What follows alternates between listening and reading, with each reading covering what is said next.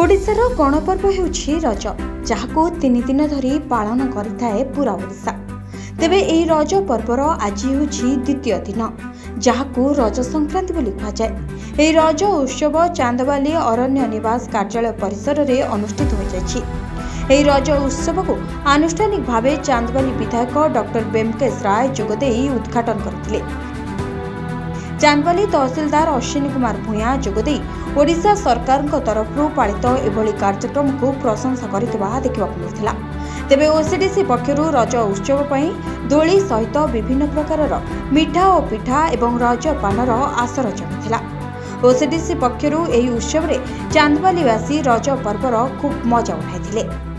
ए अरण्य निवास रे 2 वर्ष रानी रेडी कार्यक्रम अनुष्ठित होउची रज महोत्सव पई एवं बहुत आनंद उत्साह रे एठी जो माने रहिचंती एठी अंतेवासी सेमान मध्य उत्सव को मनाउचंती एवं पाखरे जो पिला माने अछंती सेमान मध्य एठी आसी दोली खेलिबा एवं पिठा पणा खाई सेमाने मध्य एई महोत्सव खूब आनंद सहकार उपभोग करचंती।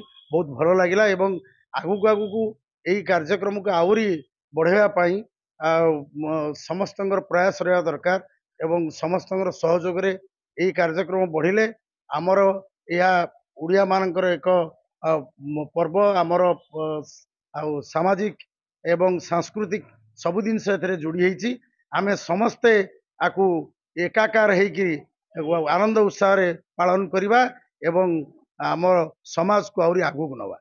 रज पर्व धरित्री मार आमर नारी जातिर गोटा बड़ गणपर्व यहाँ यही परिप्रेक्षी आम आमर संस्थार जे मैनेजिंग डायरेक्टर अच्छा से सब प्रकार व्यवस्था करी सब यूनिट बेतरी निवास पांथ निवास अरण्य निवास सब पांथ निवास अरण्य निवास मानक रज पर्व पालन समारोह भितर बड़ धरणर गोटे दोली अट्राक्टिव एवं पिठार संभार तैयारी करछंती।